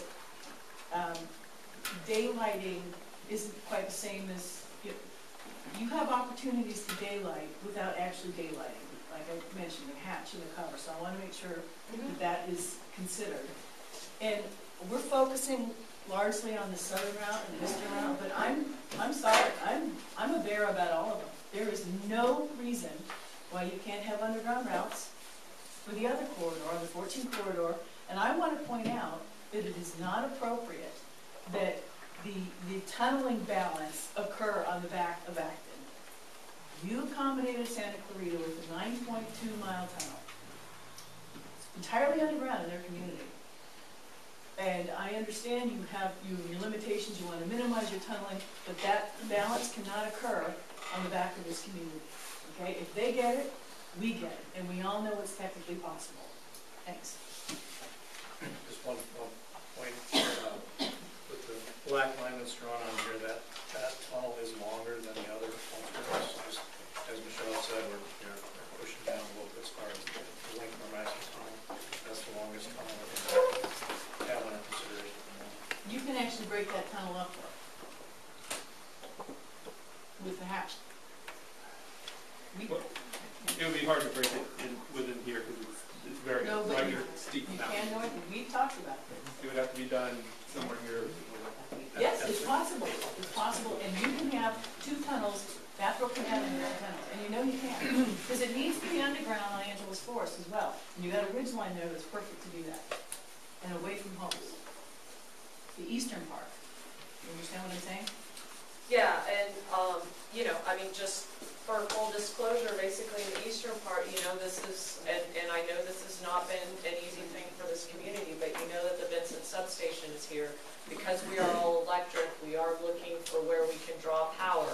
And so we definitely want to draw power from this Vincent location. We want, where we're going by electrical substations, we want to make sure that we're taking the advantage, if we can, to draw power directly there so that our project isn't resulting in the creation of additional transmission lines for the communities. However, my understanding is you build substations every 15 miles, 20 miles?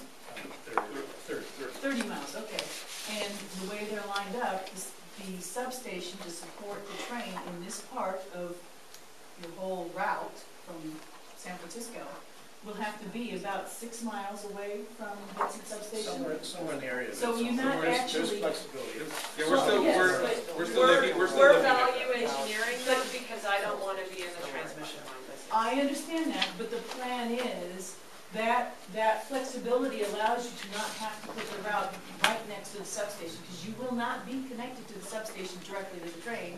You're going to go from the substation, Vincent, to another smaller step-down substation. Yeah, we'll step it down. Right. So you The shorter actually distance put we the can do that, the train better. 1,000 feet east, underground, under the ridge, and not have any impact to your transmission alignment. I think there are some issues, or we're still working through some of the challenges in terms of having that, those stations be underground.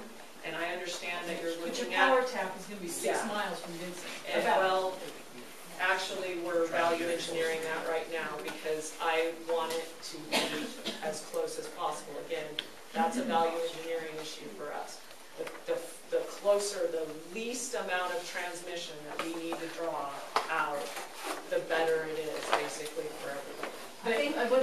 Wait, let me, no, this is actually if it's, say it's 6 miles away, it's going to be further south anyway. So if you cut east and come down, it's not gonna matter. And I'm saying And it's not, that it east may is not be straight 6 miles away. What I'm saying is it may not be 6 Even miles a mile away, it doesn't matter, put it down on. I'm saying it might be 1,000 feet away.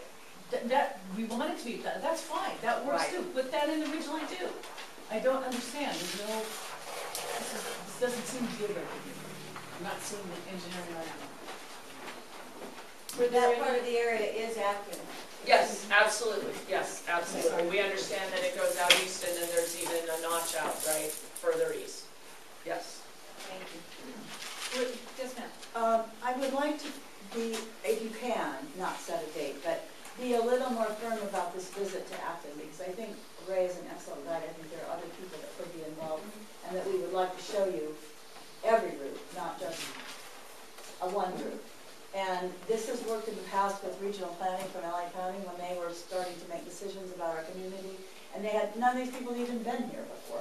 So it is to our advantage to have you to do this, and if we can facilitate that rather quickly, that would be a good thing. So how are we going to do that?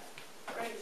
I think when we convene, we can talk a while now with the outreach team here typically schedules all the meetings and we can sit down and get counsel. Also, if possible, board members. Yes, That is critical. and so that is one of the things that we have initiated, and I did communicate to a couple of you here. My board chair, Dan Richard, is going down because his position is basically at some point in the next 2 years, the board is going to be making decisions, obviously, on the routes in Southern California, and he wants to start right now educating himself on what's going on in these communities. And so I think I need to get a new round of dates for him, and then we need to work back and forth to make sure that he comes down. But he is doing that. He is committed, and he will do that. We can coordinate that on the calendar then, and I can follow up and schedule. I had one other comment that I wanted to make. These meetings are very frustrating. We all agree on that. But one of the things that's frustrating to me is you people are all paid to do your job. I'm sure you're very, very competent to do it. We have some very smart people in this community. We have engineers. We have people who are thinking these routes through. I would think you would have access to the brightest and the best minds in the world on this project. And yet, I feel like we're doing half of your work for you. I don't know why it's so difficult to come back to us and say, you asked for this, this is what we're doing. I just keep hearing the same kind of things over and over, and it's like you know, pushing the rock uphill. So, that's just all I want to say. Yes, Kathleen? Maybe this would help. Can you give us feedback over the internet on what was accomplished today? Or is it, I mean, I'd rather have something in print as well as what's been filmed. Yeah, so we can get you a recap of the meeting. Obviously, we took the notes. Again, you know, this is just an opportunity to have this dialogue, and I know it's hard. I know it's frustrating. You know, again, it's the intersection of those three circles, right? It's the community, the natural resources, and the requirements of the operation of the train. And those three things are not in perfect alignment. And it's ultimately us our being able to, each of those circles to be able to bend a little bit, basically, that's going to get the least impactful project possible. I'd like to know from you in terms of direct action or feedback. I'd like to know if this looks like an interesting thing from your perspective. Obviously, it has a little bit of a different look here in this part. We're going to talk, obviously, with Ray a little bit to see if this is kind of in the same area that he's been thinking about. And then, of course, you know, obviously, we've got the issue with how we get out of Palmdale. Right? How we get to Palmdale to the mountains, really, is ultimately going to be the key consideration here, I think, right? And, you know, I mean, there's some areas where maybe it goes underground, right? You know, that's been brought to us, but it's this, right? Getting out of Palmdale, I think that is really critical, because this is the newer line here. So that newer is that on this map you gave us, or could you please This include that? line is on the map in your packet. So if you could give us This the new line line on the internet, that might help. is the line that we've been asking communities about, because the other thing that we've been hearing from communities is they don't want us to come and show them a map that looks like this. They want us to come and say, what if we put a line here and get the feedback before we put it on the map, right, in some of the areas. So again, it's that iterative process, and so that's what we're really wondering from you. You know, is this going in the right direction? Is this not going in the right direction, et cetera? And then, of course, this has implications as well for, you know, the communities that Connie is representing as well. Okay, yes, Catherine. With that, the more easterly line, are you still gonna come out at Soledad Pass? And Oh, that's and right here, up here, yeah, in Yes. this area. So this area, we're looking at right now. Because that's critical. Yeah. You and- need to slide, that's what I was And gonna say. this is the Angeles Crest area, yeah. And And we Angeles talked Crest. this, yeah. You need to slide it about 1,000 feet east, and you need to go under the ridge line, and you need to not go through people's wells. And 1,000 feet is not too much to ask, right? And then it's underground throughout the entire way, right? But I don't know if 1,000 feet is accurate, but it's certainly less than a quarter of a mile, whatever that is. Michelle, in the past, you've allowed us to get copies of your map. We have a community meeting this Monday night. Is it possible for me to take this map with me today? Well, you have the map, this map. You don't have it proposed out. But you don't have this, But it doesn't have. it doesn't have this proposed. Right, and we're taking, we have other community meetings, so we'll be Okay. taking this weekend. I mean, you can come and, Try and figure we can something try out, to draw yes. it, I mean, I'm sure Jeff can draw it on her map, or I can draw I don't it. draw routes. I don't Yeah, draw no, I mean, I routes. can take the one you have and I can draw it, reproduce it. You can also marry that southern line with any of the other E4, E3, E1s, E2s. There's no reason. You're good, Yeah.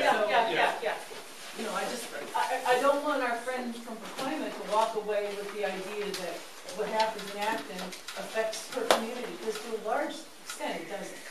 It doesn't, no matter whether you go through the Shadow Hills area or Santa Clarita, what we have now is bad for Acton. So we're not opposed to anything, I don't think, that Shadow Hills is trying to accomplish with you, Pacoima is trying to accomplish with you, Santa Clarita is trying to accomplish with you. Because either way, we're just messed with. So, you know, I want to make that clear. The key thing that the maps that I've given you guys that you're not actually completely showing there, mine goes a little bit further to the east and down and over, rather than going straight this way, up to the Sierra Highway. What my aim, and about 2,000 people in the communities I'm with, is to not have it crossing and interfering and tunneling under the watershed, and therefore potentially interrupting, destroying aquifers as they tunnel bore. And oops, well, we destroyed another aquifer, darn, that type of thing. So I gave them a map, and it's in this, I've got 10 copies, so I can give them all to you, and I've got cards, so. But it does go a little further out, kind of like that, instead of straight up. And you can see it on the overall map, it avoids the watershed. Can I suggest that if we wanted to talk further about that, we could? Your information has always been very helpful, as well as lots of actually input on this particular route. So this has been helpful, and you all can focus on that a little bit more. And any feedback or reaction to what Connie's suggesting and what is on the map is, again, you see that the ideas evolve and the lines are attempted to not just address a specific area, but obviously from end to end consider all of this input that we've been receiving from each community area that pushes and pulls each of the alternatives up and down, east to west, etc. So it is it is, as Michelle's mentioned, a very iterative process, and just as we fix one area, it has impacts in others. So this has been helpful, I would say, for the team, very much so. We appreciate the reiteration of points that have already been made. It does help to continue to push on what is best for the program. The lines will continue to evolve, and we hope to a point where we recognize that so many of these constraints and sensitive areas are addressed to the highest degree possible. As Michelle mentioned, we're still in the early planning phase. A decision has not been made and won't be for quite some time. But this early planning is so instrumental in ultimately making it to something that can possibly be viable for not just this area, but for all community areas. So we will follow up on the tour that we talked about, and if you want to have additional dialogue specifically on this, that would be much appreciated. We appreciate the school district and our trustee member to allowing us to be in this facility today. I think it worked out nicely for the group that attended. We appreciate that.